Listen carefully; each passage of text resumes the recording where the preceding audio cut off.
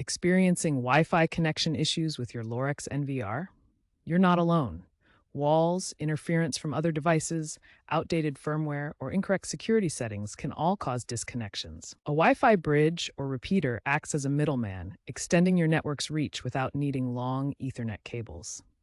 It grabs your existing Wi-Fi signal and rebroadcasts it. Here you can see the back panel connections for a surveillance system, showing how components like cameras and routers connect to the NVR. This diagram illustrates multi-point and point-to-point bridging configurations, showing how wireless bridges can connect multiple devices. The DVR setup shows how the system connects to a router with an Ethernet cable, demonstrating the stable connection a bridge can provide. This is especially useful if your NVR is in a garage, basement, or other location with a weak Wi-Fi signal.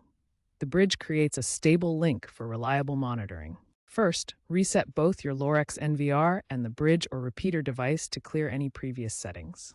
Next, use the bridge or repeater's app or web interface to connect it to your main Wi-Fi network. Now, physically connect your Lorex NVR to the bridge or repeater using an Ethernet cable. Finally, verify the connection through the Lorex app or web portal to ensure everything is working. By connecting the NVR to the bridge via Ethernet, you're creating a wired extension over a wireless connection, bypassing the NVR's direct Wi-Fi issues. Use the 2.4 GHz band for compatibility with older models, or 5 GHz for faster speeds if supported.